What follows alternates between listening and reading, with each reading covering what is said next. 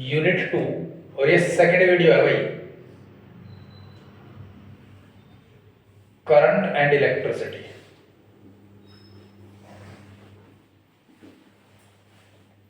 Unit 2 current and electricity 8 marks की आएगी paper में, ठीक है।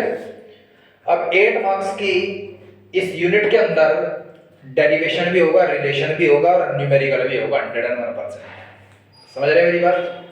अब इसे ना थोड़ा डिटेल में समझने की कोशिश करेंगे। इस वीडियो के अंदर मुझे यूनिट सेकंड, यूनिट 3 और यूनिट 4 सारी कवर करानी मेन टॉपिक्स के साथ। ये आज का आपका होमवर्क होगा, शाम को बताओ 4 बजे हो गएगा, ठीक है। शाम को 4 बजे मिलेंगे दोबारा से। ध्यान देंगे आप करंट इलेक्ट्रिसिटी के मेन टॉपिक्स। करंट इलेक्ट्रिसिटी में आपको सबसे पहले क्या पढ़ना है? EMF, electromotive force. क्या पढ़ना है? Electromotive force. इलेक्ट्रोमोटिव फोर्स क्या होगा? इसका रिलेशन ये याद रखेंगे आप, V is equal to I R, sorry E is equal to V plus I R. अब ध्यान देंगे आप, मान लीजिए एक सेल है, इसका मैक्सिमम ईएमएफ, जब इससे कोई करंट नहीं लीकेज हुआ, ईएमएफ क्या होता है? मैक्सिमम वोल्टेज, जब तक करंट लीकेज ना हो। समझ गए मेरी बात? मैक्सिमम वोल्टेज मान लीजिए इसका E था और इससे करंट I बाहर निकलता है, और इस पॉइंट से लेकर के यहां तक का total external resistance capital R है। कितना है? तो I into R will be equal to V, potential difference, यहां से लेकर के यहां तक का वोल्टेज। सेल का, ऐसी कोई भी सेल या बैटरी नहीं होती जिसका कोई इंटरनल रेजिस्टेंस नहीं होता, उसके इंटरनल रेजिस्टेंस को स्मॉल r से रिप्रेजेंट करते हैं, और करंट अंदर है I, तो IR will be the internal voltage. External voltage जिसे आप पोटेंशियल डिफरेंस कहते हैं, plus internal voltage is equal to net EMF. ये इक्वेशन होती है डिस्चार्जिंग इक्वेशन ऑफ सेल और बैटरी, जब बैटरी से करंट लिया जाता है। चार्जिंग इक्वेशन में आप यहां माइनस आई आर लिखेंगे।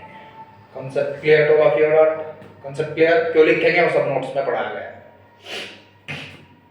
आपसे कहा गया जब डिस्चार्जिंग कंडीशन है तो ईएमएफ ज्यादा होता है या पोटेंशियल डिफरेंस ज्यादा होता है? तब ईएमएफ ज्यादा होता है, और चार्जिंग कंडीशन में पोटेंशियल डिफरेंस ज्यादा होता है। याद रखेंगे। ईएमएफ की ऐसा यूनिट भी वोल्ट होती है। क्या होती है? वोल्ट होती है। अब सेल के अंदर हम बात करेंगे, सेल के अंदर ईएमएफ की डायरेक्शन -2 प्लस है और बाहर +2 माइनस है। Concept clear? पॉजिटिव पोटेंशियल को आप हायर पोटेंशियल बोलते हैं और नेगेटिव पोटेंशियल को आप लोअर पोटेंशियल बोलते हैं। क्या बोलते हैं? लोअर पोटेंशियल बोलते हैं। 100% समझ आ गया? ठीक है जी। अब इसके बाद की बात करेंगे, जब ईएमएफ इलेक्ट्रॉन्स पर लगता है, जब ईएमएफ इधर चलता है तो यहां से इलेक्ट्रॉन्स बाहर ड्रिफ्ट जो होंगे, तो इलेक्ट्रॉन्स पर जो फोर्स लगेगा उसके कारण, ध्यान दीजिएगा, electron absence of electric field में किसी भी रैंडम मोशन में थे, किसी भी डायरेक्शन में, जब एक एक्सटर्नल इलेक्ट्रिक फील्ड अप्लाई कर दिया जाता है, एक एक्सटर्नल इलेक्ट्रिक फील्ड अप्लाई कर दिया जाता है, तो सभी इलेक्ट्रॉन्स की डायरेक्शन एक डायरेक्शन में हो जाती है, लगभग 99.9% इलेक्ट्रॉन्स की। समझ आ गया? और वो हायर पोटेंशियल की तरफ ड्रिफ्ट होते हैं, तब इनकी एवरेज वेलोसिटी को, average velocity of electrons which they get drift towards the higher potential from the lower potential said to be the drift velocity, said to be the drift velocity। drift velocity की ऐसा unit metre पर second है, और drift velocity का current के साथ एक relation पढ़ाया था मैंने आपको, I is equal to ANEVD। ये रिलेशन आप याद रखेंगे। drift velocity बढ़ने से करंट बढ़ता है। Concept clear all of you not? 100%। चलो जी, इस डेरिवेशन को मैं करा देता हूं 1 सेकंड में। मैंने कंडक्टर कंसीडर किया और जूम करके देखता हूं। वैसे मैंने इसे जूम कर लिया, वायर मुझे L लेंथ का दिखाई दिया और area of cross section capital A। मैंने मान लिया n number of electrons per unit volume, तो टोटल नंबर ऑफ इलेक्ट्रॉन्स होंगे number of electrons per unit volume into total volume. Current is equal to होता है I, that is equal to charge upon relaxation time. Relaxation time is the time period of electrons between two successive collision. वैसे तो electron electron से कभी नहीं टकराता, 10 की power -18 metre से दूर हट जाता है, ठीक है। फिर भी हम उसे 10 की पावर -18 मीटर के डिस्टेंस पर नजदीक पहुंचने को भी कोलिजन कंसीडर कर लेते हैं। समझ आ गया? अब ध्यान देंगे, चार्ज किसके बराबर होता है, number of electrons upon electron पर चार्ज, और नंबर ऑफ इलेक्ट्रॉन्स आपके पास इतने आए, इलेक्ट्रॉन पर charge as it is, distance upon time that is equal to relaxation time, मतलब ड्रिफ्ट वेलोसिटी। Concept clear? अब याद रखेंगे आप एक बात, ड्रिफ्ट वेलोसिटी उतनी ही ज्यादा होगी, ड्रिफ्ट वेलोसिटी अगर ज्यादा होगी तो करंट भी ज्यादा होगा। अब ध्यान देंगे, मान लीजिए आपके पास इस तरीके का एक कंडक्टर आता है, ये नीट के लिए भी इंपॉर्टेंट है, सीयूटी और सीबीएसई आईएससी बोर्ड के लिए भी इंपॉर्टेंट है, और कहा गया कि ए पॉइंट से लेकर के बी पॉइंट तक, ए पॉइंट से बी पॉइंट तक ड्रिफ्ट वेलोसिटी इलेक्ट्रॉन्स की बढ़ेगी या घटेगी। तो ध्यान देंगे जरा, यहां से यहां तक करंट कांस्टेंट रहेगा, करंट सीरीज में कांस्टेंट रहता है। जब करंट कांस्टेंट होगा तो ए डिनोमिनेटर में आया तो I upon A that is equal to N E V D. Drift velocity will be inversely proportional to the area of cross section. आप कहेंगे जैसे जैसे ए से बी तक चलेगा वैसे वैसे ड्रिफ्ट वेलोसिटी कम होगी। ड्रिफ्ट वेलोसिटी कम होने की वजह क्या होगी, जैसे जैसे एरिया ऑफ क्रॉस सेक्शन बढ़ेगा, अगर number of electron density constant है तो नंबर ऑफ इलेक्ट्रॉन्स बढ़ जाएंगे, उनके बीच का क्या होगा, रिपल्शन बढ़ेगा, जिससे ड्रिफ्ट वेलोसिटी कम होगी। Concept clear all of you not? Concept clear my dear? इसके बाद ध्यान दीजिए, ड्रिफ्ट वेलोसिटी बढ़ाने के लिए एक्सटर्नल इलेक्ट्रिक फील्ड लगाना पड़ता है। ध्यान देंगे, मेरे हाथ में अगर ये मार्कर एक कंडक्टर होता और मैंने कंडक्टर को अपने हाथ में लिया हुआ है, हमें पढ़ाया गया है कि कंडक्टर के अंदर इलेक्ट्रॉन्स फ्री होते हैं, तो फिर भी मुझे करंट नहीं लगता।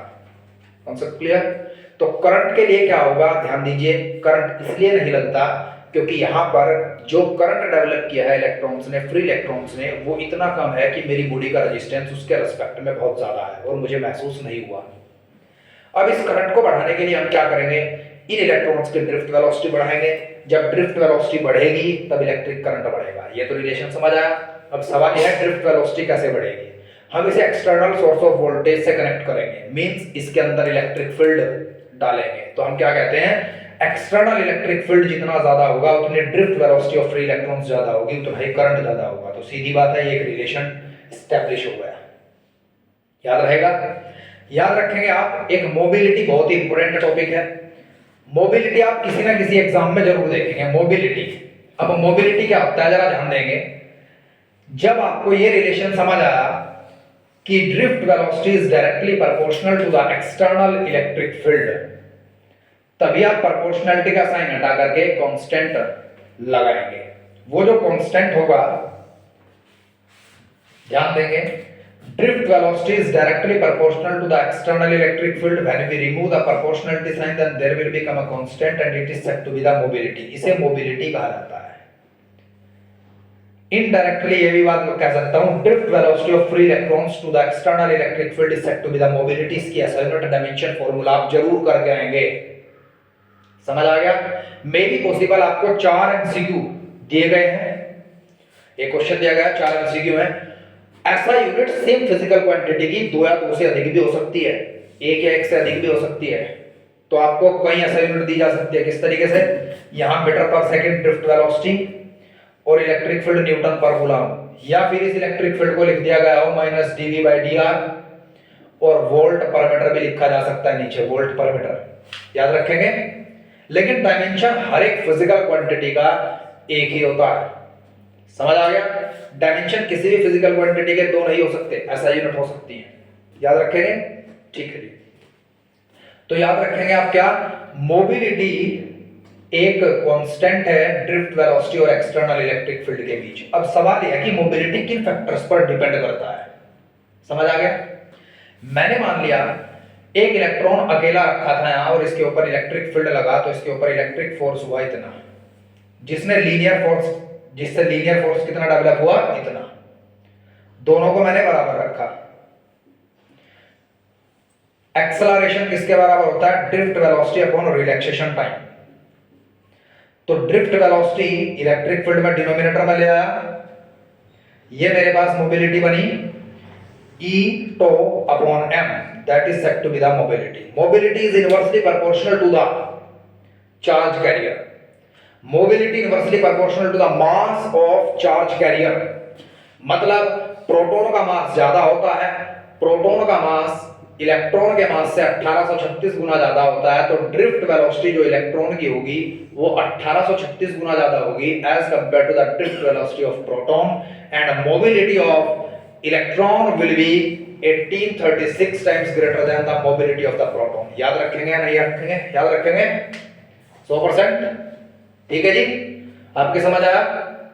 यहां तक आप जरूर इस पोर्शन को आप अच्छे से करके जाएंगे।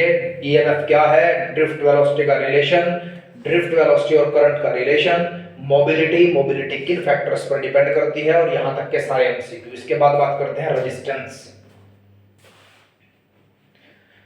किसी भी कंडक्टर का रेजिस्टेंस किन किन चीजों पर डिपेंड करता है? एक तो कंडक्टर की लेंथ कितनी है, लेंथ बढ़ने से रेजिस्टेंस बढ़ता है। Resistance of a conductor is directly proportional to its length and inversely proportional to the area of cross section. Area of cross section के साथ resistance घटता है। याद रखेंगे क्यों घटता है? ये करंट इलेक्ट्रिसिटी की पहली वीडियो में मैंने बताया हुआ है। अभी सिर्फ पेपर की बात करेंगे। प्रोपोर्शनलिटी का साइन हटा करके कांस्टेंट आया, इसी का नाम स्पेसिफिक रेजिस्टेंस या रेजिस्टिविटी होता है। Resistance area of cross section and length दोनों पर डिपेंड करता है, टेम्परेचर पर भी डिपेंड करता है। ठीक है, कंडक्टर का रेजिस्टेंस टेम्परेचर के साथ बढ़ता है। ठीक है, और सेमीकंडक्टर इंसुलेटर का घटता है, एलॉय का भी बढ़ता है हल्का फुल्का, जिस तरीके से बढ़ना होगा। मतलब एलॉय का ग्राफ यहां से स्टार्ट होगा, रेजिस्टिविटी का और टेम्परेचर का। समझ आ गया? उस ग्राफ को आप अच्छे से देखेंगे। इसके बाद ध्यान देंगे स्पेसिफिक रेजिस्टेंस, जिसे रेजिस्टिविटी कहा जाता है, ये ना तो लेंथ पर डिपेंड करता है ना ही एरिया ऑफ क्रॉस सेक्शन पर डिपेंड करता है। इंपॉर्टेंट क्वेश्चन है कि रेजिस्टिविटी या स्पेसिफिक रेजिस्टेंस किन फैक्टर्स पर डिपेंड करता है? ये सिर्फ nature of material, temperature and कितना स्ट्रेन पैदा हुआ है किसी भी कंडक्टर के अंदर, उस पर डिपेंड करता है। समझ आ गया? यहां तक अगर कोई भी बच्चा सेटिस्फाई नहीं है तो मुझे बताइए आप। हर बच्चा सेटिस्फाई है? कोई दिक्कत यहां तक? ठीक है, अब जरा ध्यान देंगे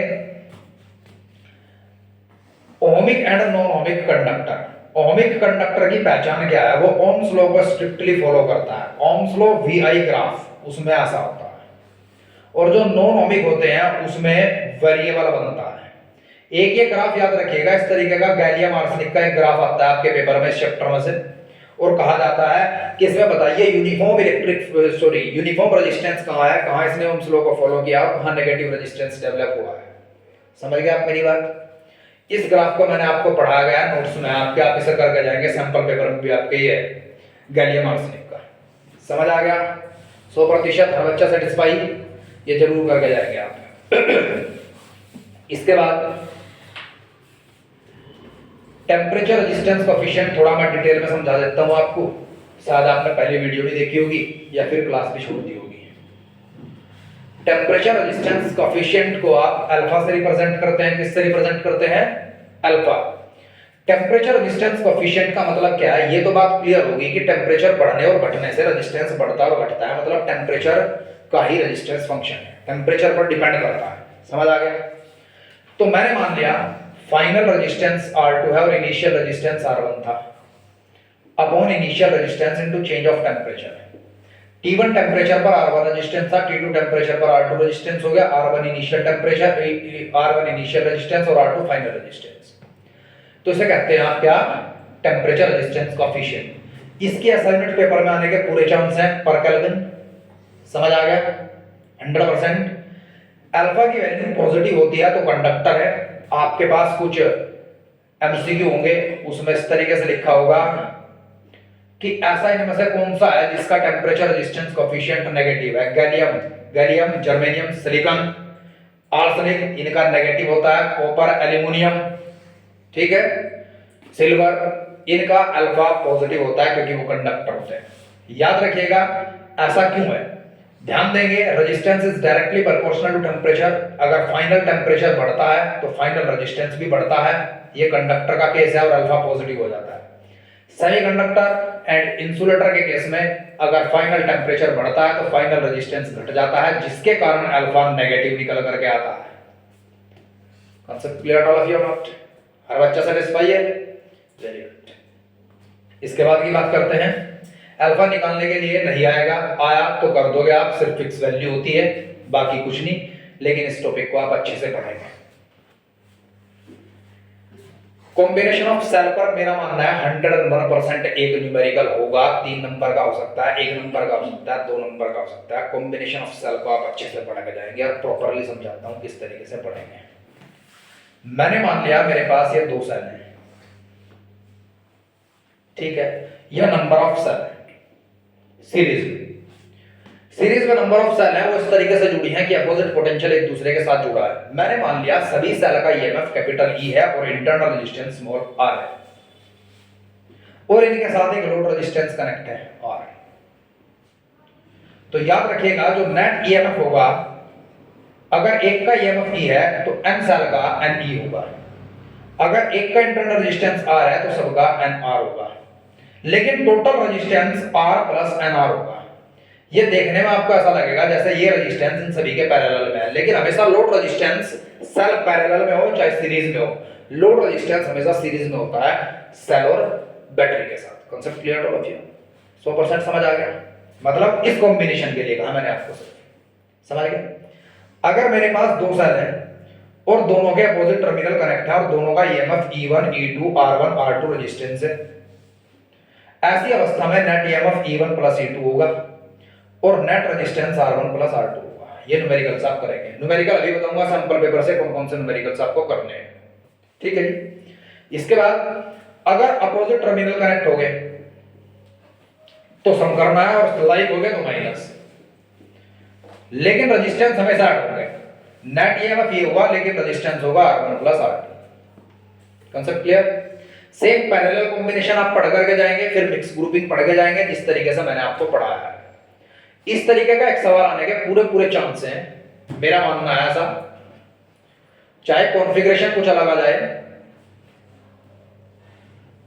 एक रेजिस्टेंस यहां दे दिया जाएगा, एक रेजिस्टेंस यहां दे दिया जाएगा, फिर यहां से आपको एक रेजिस्टेंस 2 ओम या 3 ओम दे दिया जाएगा, कहा कि ये 9 वोल्ट की बैटरी है, 6 वोल्ट की बैटरी है, 10 वोल्ट की बैटरी है, इसका 0.5 ओम रेजिस्टेंस है, इसका 0.5 ओम रेजिस्टेंस है, इसका 0.5 ओम रेजिस्टेंस है। कहा कि नेट करंट सर्किट के अंदर कितना पैदा होगा और वो किस डायरेक्शन में होगा, ठीक है? किस डायरेक्शन में होने का मतलब है यहां से जो इन दोनों की कॉम्बिनेशन से जो बैटरी या सेल बनेगी, समझ गए आप मेरी बात, उसका इस तरफ पॉजिटिव टर्मिनल होगा या नेगेटिव टर्मिनल होगा वो भी देखना है। तो जब आपके पास अनलाइक टर्मिनल कनेक्ट होंगे तो आपके पास नेट ईएमएफ पैरेलल के लिए क्या होता है, E2 R1 minus E1 R2 upon R1 plus R2। अब इन दोनों का प्रोडक्ट कम आएगा, इन दोनों का प्रोडक्ट ज्यादा आएगा, तो इसे मैंने यहां लिख लिया 10 इंटू 0.5 माइनस 6 इंटू 0.5 अपॉन 1। तो यहां से कितना आया 5, यहां से कितना आया 3, बचे कितने 2 वोल्ट। इन दोनों की कॉम्बिनेशन से एक 2 वोल्ट की बैटरी बनी, जिसका टोटल इंटरनल रेजिस्टेंस कितना होगा?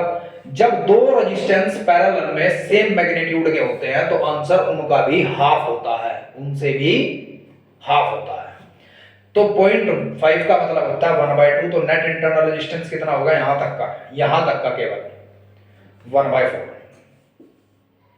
अब एक सेल जो बनी, दिमाग लगा, इन दोनों में बड़ी सेल कौन सी है? बड़ी सेल यह है, तो इस सेल के टर्मिनल को फॉलो करेंगे और इस तरफ इस सेल का पॉजिटिव पोटेंशियल होगा।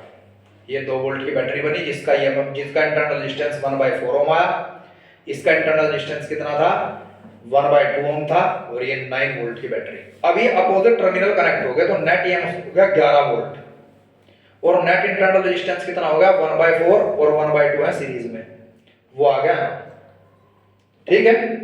फिर जो भी नेट इंटरनल रेजिस्टेंस आया उसके साथ लोड रेजिस्टेंस कनेक्ट कर दिया, समझ आ गया।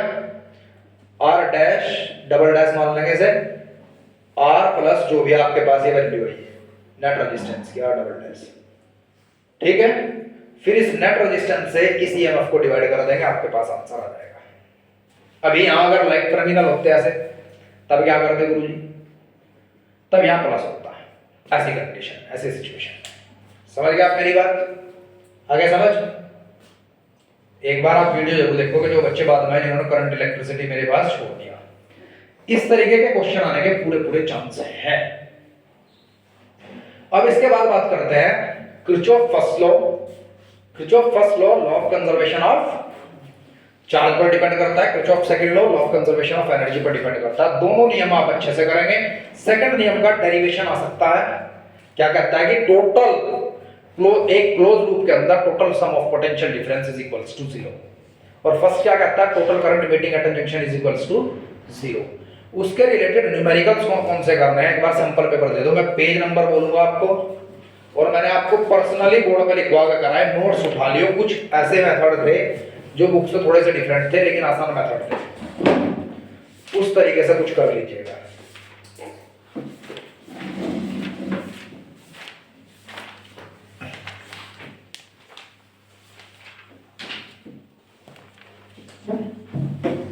एक तो याद रखेंगे अब ये कि कौन सा टेम्परेचर ज्यादा है,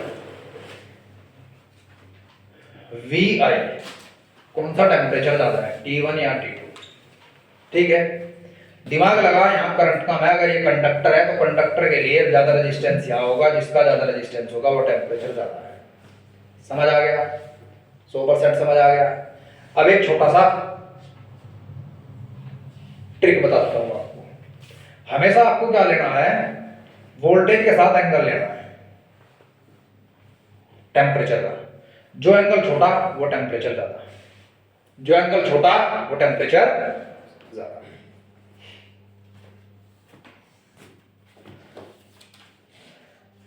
पेज नंबर 85, ये आप जरूर करके जाएंगे ये क्वेश्चन। बी से सी तक ओम्स लॉ फॉलो होता है, फिर नेगेटिव रेजिस्टेंस है डी से ई तक।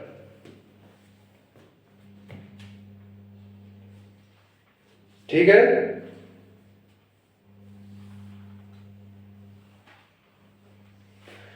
क्वेश्चन नंबर 37 पेज नंबर 85 पर ही है। 21, 37,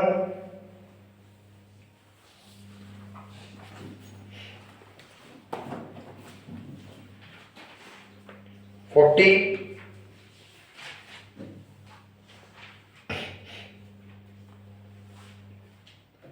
हर क्वेश्चन करना है लेकिन ये पहले करना है।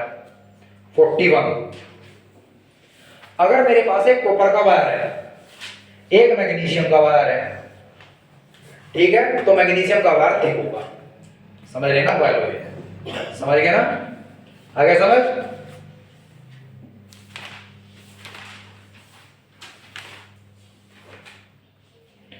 अब आ जाओ भाई, ये क्वेश्चन ढंग के है। पेज नंबर 95, क्वेश्चन नंबर 12 जाते ही कर दोगे आप।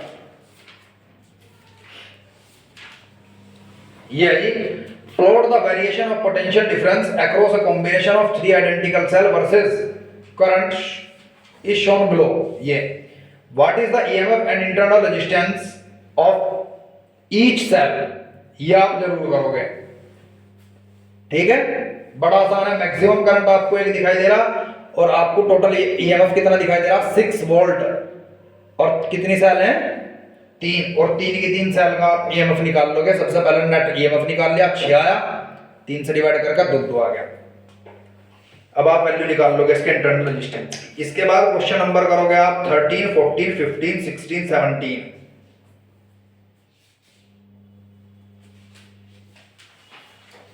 ये है जी, EMF of cell is always greater than its terminal voltage. ये 2 नंबर में, 1 नंबर में पूछा गया सैंपल पेपर में। पीछे से थ्योरी देख कर आंसर लिख सकते हैं, थ्योरेटिकल, लेकिन 3 नंबर में आया तो वो लिखोगे जो मैंने लिखवाया था, मैथमेटिकल एक्सप्रेशन। इसके बाद क्वेश्चन 21, 96 पेज पर, 22, 25, 26, 27, 29, 32, 31, 33, 35, 34, 39, 37, 41। 2 क्वेश्चनों को ढंग से कर लियो शुरू के, बाकी सारे खुद होते चले जाएंगे। 43, 45, 44, 47 और 49। हर क्वेश्चन 4-5 बार जरूर करिएगा। 23 एक क्वेश्चन है, एक बार देखो जरा, वो मुझे सपने में दिखाई दिया था। 23 क्वेश्चन कर लियो। ऐसा सा कुछ क्वेश्चन किसी ना किसी उसमें होगा जरूर। 23 अभी ध्यान आया मेरे, पीछे चले जाओ, 23 है वहाँ। हर यूनिट का कोई 23 क्वेश्चन जो भी मैंने करवा रखा वो 23 हर यूनिट का क्वेश्चन कर लीजिएगा।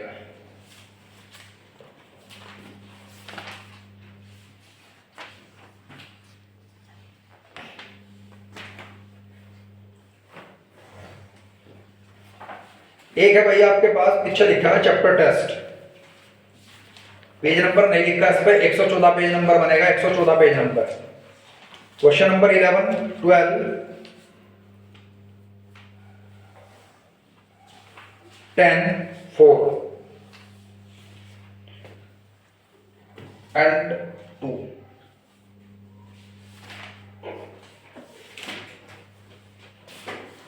अब ऐसे भी क्वेश्चन आप एक बार करेंगे जरूर, ध्यान देंगे आप कि R is equal to rho L upon A पर बेस क्वेश्चन की वायर की लेंथ डबल कर दी, area of cross section half कर दिया, तो रेजिस्टेंस कितने परसेंट चेंज हुआ, कितना चेंज हुआ। वायर मैंने खींच दिया और खींचने के बाद वायर की लेंथ डबल हो गई, वॉल्यूम तो कांस्टेंट रही। ऐसे केस में आप क्या करेंगे, जो भी चीज आपने डिस्टर्ब करी है उसकी मल्टीप्लाई ऊपर नीचे कर देंगे। R is equal to rho by V directly proportional to L square. जब आप चीज को बेंड करेंगे या खींच देंगे तब आप वॉल्यूम कन्वर्ट करके directly proportional to L square and A square का फॉर्मूला बनाएंगे। अगर एरिया को आप चेंज करते तो एरिया से मल्टीप्लाई ऊपर नीचे करते हैं। याद आ गया? ठीक है जी। इसके बाद power, power is equal to V I होता है। मान लीजिए मेरे पास दो बल्ब है, एक 10 वाट का बल्ब है, एक 100 वाट का बल्ब है, लेकिन दोनों के दोनों बल्ब सीरीज में कनेक्ट हैं, तो कौन सा ज्यादा ग्लो करेगा? ध्यान देंगे सीरीज में करंट कांस्टेंट रहता है तो वोल्टेज को रिमूव कर दिएगा करंट के रेस्पेक्ट में, तो फॉर्मूला बन गया ये, तो I square R. Current constant होने पर P dissipate power is directly proportional to the resistance, या फिर resistance is directly proportional to the power. यहां डिसिपेट पावर बोला जाता है, यहां कंज्यूम्ड जो करनी है, यहां कर चुके। तो जितनी ज्यादा पावर होगी उतना रेजिस्टेंस ज्यादा होगा। पावर 100 वाट की ज्यादा है तो इसका रेजिस्टेंस ज्यादा होगा, तो ये डिम ग्लो करेगा और ये ब्राइट ग्लो करेगा सीरीज में। पैरेलल में उल्टा होगा माय डियर, अगर एक 10 वाट का बल्ब है, एक 100 वाट का बल्ब है, 10 वाट का बल्ब है, 100 वाट का बल्ब है, दोनों पर वोल्टेज बराबर होगा। तो अब इस फॉर्मूले को वोल्टेज में कन्वर्ट करते हैं। यहां से P is equals to V, I को रिमूव करा, ये लिखा P is equal to V square by R। तो power inversely proportional to R, R inversely proportional to the वो पावर जो कंज्यूम करनी है। पावर ज्यादा किसकी है अब, तो इसका रेजिस्टेंस कम होगा, रेजिस्टेंस कम होगा तो ये ग्लो ज्यादा करेगा, और 10 वाट का बल्ब पैरेलल में डिम ग्लो करेगा। Concept clear all of you not? 100% satisfy यार एक बच्चा? ठीक है जी। करंट इलेक्ट्रिसिटी का जो भी किरचॉफ लॉ से न्यूमेरिकल होगा, अगर आपका डायरेक्ट आंसर सही नहीं आया तो आप डायरेक्ट आंसर लिख के बगैर लास्ट की इक्वेशन तक सोल्व करेंगे, उसे इक्वेशन बना करके। मैं अपना तजर्बा बताऊं, शीट्स में भी चेक करता हूं, अगर बच्चे का लास्ट का आंसर नहीं आया इक्वेशन सोल्व करने पर और गलत आ गया तो 1 नंबर कटता है, और अगर गलत नहीं आया और बच्चे ने इक्वेशन बना करके लास्ट तक इक्वेशन सोल्व कर दी और लास्ट का आंसर नहीं लिखा तो सिर्फ हाफ मार्क्स कटता है। और उस क्वेश्चन को अटेम्प्ट करना जरूर है, फिगर बना करके उसमें करंट दिखा करके और इक्वेशन जरूर बनानी, तो 3 में से 2 नंबर तो हर एक बच्चे को मिल जाते हैं, हर एक बच्चे को, चाहे पूरी इक्वेशन गलत थी। समझ गए आप मेरी बात? हर बच्चा याद रखेगा। और दूसरी बात एक और इंपॉर्टेंट याद रखेंगे, क्या? मान लीजिए कुछ ऐसे बच्चे हैं जिन्हें कुछ भी नहीं आता, तो भाई सी ना, एक तो एमसीक्यू सबसे लास्ट में करेंगे, एमसीक्यू सबसे लास्ट के पेज पे करेंगे। समझ गए मेरी बात? आप सीक्वेंस वाइज क्वेश्चन स्टार्ट करेंगे 19 से, सीक्वेंस वाइज करते चलो, कर दिए जी, जो नहीं आपका उसे छोड़ते चलो जगह। आगे समझ? अब सारे हो गए, मान लीजिए तेरे यहां से 17 नंबर बैठ गए, कुल 17, पास तो 23 पे है।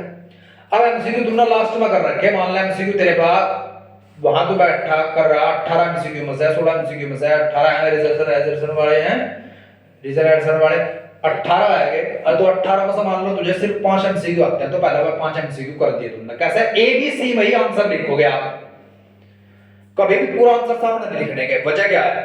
तुमने पूरा आंसर सामने लिख दिया, ठीक है, और टीचर को तेरा सही करना था तो काटता का, फिर नहीं वो इतनी लोड लेता है। अब तुझे सिर्फ ए बी सी में लिखना, ना टिक लगाना ना कुछ। पहला क्वेश्चन ए, दूसरा बी, तीसरा सी, ऐसा था। मान लो 18 में से तुझे 5 ही आते थे, तुमने 5 कर दिया, बाकी सभी की ऐसा करके छोड़ दे। ऐसा करके छोड़ दिया क्यों? सभी टीचर एक जैसे नहीं होते, कुछ मेरे जैसे भी हैं, वो बेचारे इसे सी कंसीडर कर लें अगर आंसर सी सही है, अगर ए सही है तो ए कर दें, अगर बी सही है तो ऐसा कर दें। ठीक है, अगर बच्चा 1-2 नंबर से फेल हो गया, हम किसी का बुरा नहीं चाहते, आप लोग भले ही हमारी फीस ना देखते हो, ठीक है, हम किसी का बुरा नहीं चाहते, ठीक है जी। ये टैक्ट याद रखेंगे। नमन जैसे बच्चों से आप इस वीडियो को शेयर करेंगे कि भाई साहब भले उतनी काट का कर लियो शेयर, क्योंकि पूरी वीडियो तो वो देखते ही नहीं बेचारे, किसमें पढ़ाया क्या गया, ठीक है। फिर हर बच्चा फिजिक्स में पास होने का दम रखेगा अपने दम पे कि मैं वहां कर पाया था। अब बात करते हैं unit 3 current and sorry magnetism. मैं इस चैप्टर में कुछ नहीं पढ़ाऊंगा, इसकी वीडियो में ऑलरेडी दे चुका आपको, बताऊंगा देख क्या है सीन। बायोट्स लॉ और उसकी एप्लीकेशन, एम्पियर सर्कुटल लॉ और उसकी एप्लीकेशन, एक सेट में ये मिलेगा, 3 नंबर में एक सेट में मिलेगा, याद रखोगे। एमसीक्यू मिलेगा कि बायोट्स लॉ वेक्टर फॉर्म में कैसे लिखा जा। अब इसकी कौन सी एप्लीकेशन मिलने के पूरे चांस हैं? एक रिंग वाली जो इस साल आई थी कि एक करंट कैरिंग रिंग है, रिंग से रिलेटेड कंसेप्चुअल क्वेश्चन भी होंगे। 2 रिंग दे दी जाएगी, कहा जाएगा कि किस पॉइंट पर जाकर के नेट मैग्नेटिक फील्ड 0 होगा। अगर दोनों में लाइक डायरेक्शन, एक ही डायरेक्शन में करंट है तो वो पी पॉइंट होगा कहीं बीच में, और अगर दोनों में अपोजिट डायरेक्शन में करंट है तो वो बाहर होगा। और बाहर किधर होगा? जिधर मैग्नेटिक मोमेंट कम होगा। मैग्नेटिक मोमेंट क्या गुरुजी? Current into area of ring. जिधर रिंग का मैग्नेटिक मोमेंट कम होगा, मान लीजिए इसका इस रिंग का मैग्नेटिक मोमेंट कम होता है तो इस तरफ बाहर होगा। समझ गया आप मेरी बात? 100% समझ आ गया? इसके सारे क्वेश्चन करके जाएगा। एक सर्कुलर रिंग के, एक सर्कुलर वायर के सेंटर पर मैग्नेटिक फील्ड निकालने के लिए आएगा, या फिर आपसे कह दिया गया इस पी पॉइंट पर मैग्नेटिक फील्ड फाइंड आउट कीजिए। स्ट्रेट वायर के कारण तो 0 होगा यहाँ, या इस तरीके का कह दिया गया आपको कि इस पी पॉइंट पर मैग्नेटिक फील्ड निकालिए, कितना होगा। ऐसे क्वेश्चंस डेफिनेटली आपको मिलेंगे। या फिर इस तरीके से कह दिया गया, हर क्वेश्चन मैंने आपको कराया हुआ है। समझ आ गई? कोई दिक्कत? 100%। अब आते हैं एम्पियर सर्किट लॉ। इसका डेरिवेशन कहेगा बायोट्स लॉ से प्रूफ करो, तो जो डेरिवेशन करा रखा है ना इसका, वो बायोट्स लॉ से ही होता है प्रूफ। समझ गए? वो डेरिवेशन कर दिया। इसके बाद एम्पियर सर्किट लॉ की कौन सी एप्लीकेशन लेंगे आप? एक करंट कैरिंग सिलेंडर है जिसके कारण मैग्नेटिक फील्ड आपको फाइंड आउट करना है। समझ गए आप? अगर आपको पहले ही कहा गया है कि कंडक्टर जो आपके पास वो करंट कैरिंग वायर है, थिक वायर, या फिर जो आपके पास सिलेंडर है वो कंडक्टिंग है, तब आप इसके अंदर करंट 0 और मैग्नेटिक फील्ड 0 लेंगे। अदरवाइज आप याद रखेंगे उसे इंसुलेटेड कंसीडर करके लेके चलेंगे आप।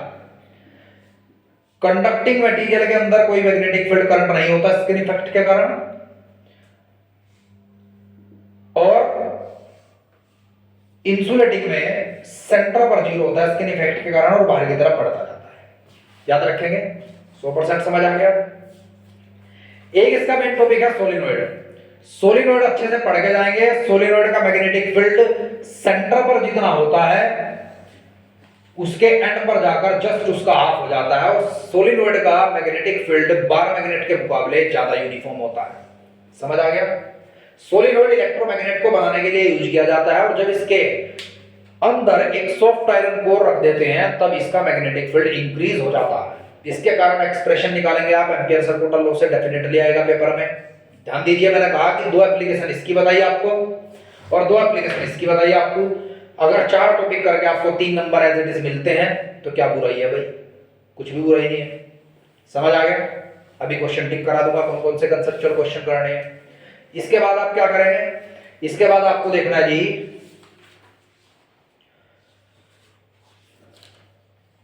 हाँ, सॉफ्ट आयरन कोर क्यों रखा है, स्टील क्यों नहीं रखा? सॉफ्ट आयरन कोर के अंदर हिस्टेरेसिस लॉस कम होता है, स्टील के अंदर ज्यादा होता है, क्योंकि स्टील की कोरिसिविटी अत्यधिक होती है। कोरिसिविटी रिटेंटिविटी मैंने आपको पढ़ाया था। डायमैग्नेट, पैरामैग्नेट, फेरोमैग्नेट, इनसे रिलेटेड एक कंसेप्चुअल क्वेश्चन डेफिनेटली होगा। खैर अभी बात करते हैं पहले इसकी। एक आप करके जाएंगे, इसका नेक्स्ट चैप्टर है जी फोर्स ऑन चार्ज पार्टिकल। एक charge particle uniform electric field के अंदर एंटर होता है तो पैराबोलिक पाथ पर चलता है, और यूनिफॉर्म मैग्नेटिक फील्ड में वो हेलिकल पाथ पर चलता है, और उसका पाथ सर्कुलर हो जाता है अगर velocity vector perpendicular to the magnetic field vector होता है। मान लीजिए एक सवाल आया कि एक चार्ज पार्टिकल एक यूनिफॉर्म मैग्नेटिक फील्ड के अंदर एंटर करता है तो कैसा पाथ फॉलो करेगा। एमसीक्यू आया, ए हेलिकल और बी सर्कुलर और सी पैराबोलिक और फिर नन ऑफ दीस। तो आप क्या कहेंगे, circular if velocity perpendicular to magnetic field and helical if theta is other than 90। क्योंकि भाई मुझे नहीं पता वो जो आंसर शीट सीबीएसई भेजेगा वो इसके बेस भेजेगा या इसके बेस भेजेगा। Concept clear. बताएंगे कि ऑप्शन ए इस कंडीशन में सही है, ऑप्शन बी इस कंडीशन में सही है। समझ आ गया 100%। क्वेश्चन पेपर में क्लियर नहीं है कि वेलोसिटी और मैग्नेटिक फील्ड के बीच का एंगल क्या है। समझ आ गया जी। मैं एक बार एक शीट चेक कर रहा हूं, उस बच्चे ने इस तरीके से एमसीक्यू लिख रखे, भाई साहब जबरदस्त, मतलब 2 साल पहली बात है। मैं शीट चेक कर रहा और शीट चेक करने में मैंने देखा उसमें 3-4 एमसीक्यू ऐसे लिख रखे कि सर ये आंसर तब होगा, ये आंसर तब होगा, ये आंसर तब होगा। समझ गया ना। और अगर उसकी शीट कोई और चेक करता तो सिर्फ ये देखता भाई आंसर शीट जो सीबीएसई ने भेज रखी है उसमें ये सही है, इसमें सी सही है, मैं तो काट रहा, बस बात खत्म। समझ रहे हैं ना। तो कई बार बच्चे का लेवल टीचर से बहुत ऊपर मिलता है। इसके बाद आप ध्यान रखिएगा, एक चार्ज पार्टिकल है, इलेक्ट्रॉन है, एक प्रोटॉन है, एक न्यूट्रॉन है, एक अल्फा पार्टिकल है, यूनिफॉर्म मैग्नेटिक फील्ड के अंदर एंटर करते हैं, यूनिफॉर्म मैग्नेटिक फील्ड के अंदर एंटर करते हैं, ये इनवर्ट मैग्नेटिक फील्ड है। तो कहा जाएगा इसमें से ए बी सी, अगर ए है, बी है, सी है, डी है, इस तरीके से करके कहा जाएगा कौन सा कहां है। ये मैंने आपको टैक्ट बताए हुए थे, इनवर्ट मैग्नेटिक फील्ड में ऊपर घूमेगा वो कौन सा पार्टिकल होगा, पॉजिटिवली या नेगेटिवली, वो पूरा का पूरा वीडियो में अच्छे से देखोगे आप और पूरा प्रॉपर नोट्स से पढ़ोगे। यही बता दिया तो आगे क्वेश्चन अटेम्प्ट नहीं करने के, ठीक है।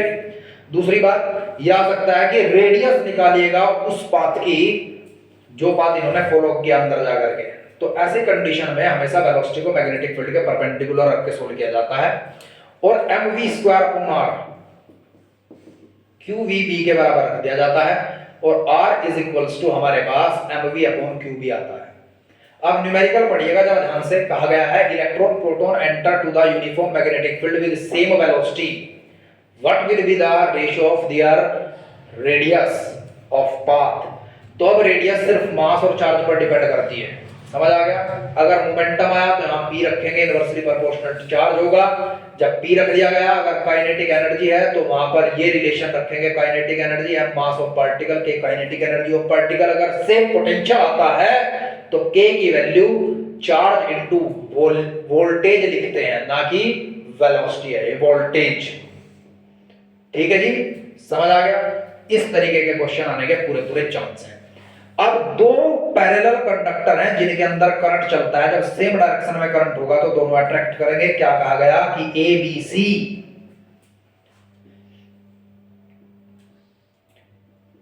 ए बी सी 3 कंडक्टर हैं तो बी का मोशन किधर होगा, याद रखिएगा सेम डायरेक्शन में अट्रैक्ट करते हैं और अपोजिट में रिपेल। इसने रिपेल भी कर दिया, इसने अट्रैक्ट भी कर दिया, तो टुवर्ड्स सी होगा। समझ आ गया।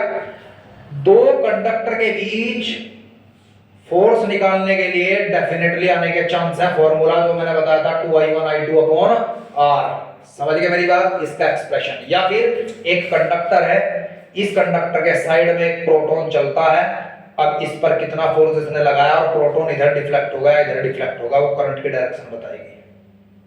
समझ गए आप मेरी बात। 100% समझ आ गया। ऐसा न्यूमेरिकल कराया करेंगे आप। इसके बाद ये हो सकता है कि एक स्क्वायर या एक रेक्टेंगल दे दिया गया और कहा गया कि net force on the square rectangle निकालिए। इन दोनों आर्म के बीच का फोर्स निकालेंगे, इन दोनों के बीच का निकालेंगे। यहाँ सेम डायरेक्शन है तो इसे ऐड करेंगे, इसे सब्सट्रैक्ट करेंगे। समझ गए ना मेरी बात। जो इन दोनों के बीच आया, दूरी बढ़ने के कारण मैग्नीट्यूड उसका कम होगा, इनकी दूरी कम है, इनका मैग्नीट्यूड बढ़ गया, तो इस फोर्स में से इस फोर्स को घटा देंगे। इन दोनों का फोर्स एक दूसरे को कैंसिल आउट करेगा। समझ आ गया। 100% हर बच्चा सेटिस्फाई है। ठीक है। इसके बाद आप पढ़ेंगे इसमें गैल्वेनोमीटर। इसका प्रिंसिपल, जब एक करंट करेंट कोई एक्सटर्नल मैग्नेटिक फील्ड में रखी जाती है तो टॉर्क एक्सपीरियंस करती है। इसकी करंट सेंसिटिविटी क्या होती है? डिफ्लेक्शन अपॉन करंट, ऐसा यूनिट होती है रेडियन पर एम्पियर, और वोल्टेज सेंसिटिविटी ये होती है। और वोल्टेज सेंसिटिविटी और करंट सेंसिटिविटी का relation, voltage sensitivity is equal to theta upon V, और V is equal to I R, और theta upon I is equal to current sensitivity. It is the relation between current sensitivity and voltage sensitivity. याद रखेंगे। आपके पास torque is equal to N I B A का derivation आपको करना है, और torque is equal to K theta आता है। इसमें डिफ्लेक्शन के लिए तो पूछते हैं कि सेंसिटिविटी किस तरीके से बढ़ती है गैल्वेनोमीटर की, तो याद रखिएगा इस तरीके से बढ़ती है। नंबर ऑफ टर्न्स को कंडेंस्ड करके, करंट बढ़ाकर, मैग्नेटिक फील्ड को यूनिफॉर्म और बढ़ा करके, और एरिया ऑफ कॉइल बढ़ा करके, और रेस्टोरिंग कोएफिशिएंट घटा करके। गैल्वेनोमीटर में मैंने सॉफ्ट आयरन कोर लगाया था, उससे रेडियल मैग्नेटिक फील्ड बढ़ता है और मैग्नेटिक फील्ड यूनिफॉर्म होता है। रेडियल मैग्नेटिक फील्ड बढ़कर जाएंगे। ऊपर हमने फॉस्फर ब्रोंज की स्ट्रिप लगाई थी। फॉस्फर ब्रोंज एक एलॉय है जिसका टॉर्क पर ट्विस्ट कम होता है, इसीलिए फॉस्फर ब्रोंज को हम यूज करते हैं ताकि वो टूटे ना, और उसके के की वैल्यू कम होती है, और वो सेंसिटिविटी ऑफ गैल्वेनोमीटर बढ़ा देता है। मेडिकल के लिए बहुत ही महत्वपूर्ण सवाल है, why do we use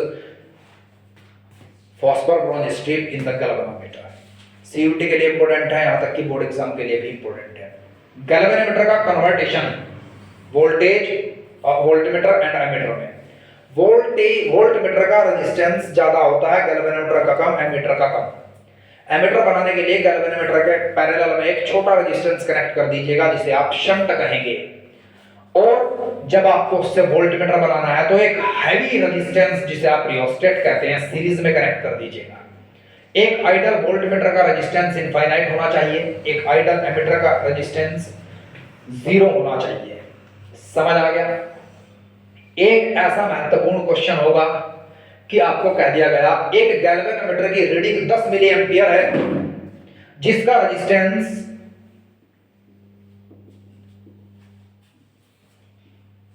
resistance of galvanometer 200 ओम है, और मुझे इससे एक एमीटर बनाना है जिसकी रेंज 0 to 5 एम्पियर हो।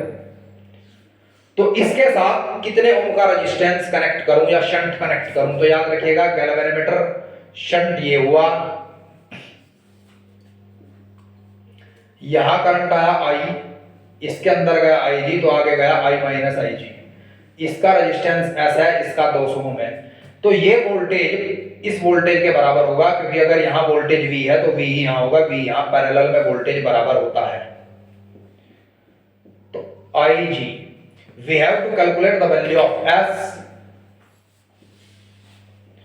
I minus IG। आप याद रखिएगा करंट इन गैल्वेनोमीटर जब मिली एम्पियर में दिया गया है, इसे एम्पियर में कन्वर्ट करेंगे 10 की पावर -3 से मल्टीप्लाई करके। G की वैल्यू 200 ओम है, I की वैल्यू अपर लिमिट रखते हैं हमेशा 5 एम्पियर, और IG की वैल्यू फिर दोबारा आप 10 की पावर -2 एम्पियर लिख देंगे, क्योंकि 10 × 10 की power -3 that is equal to 10 की पावर -2 1/100।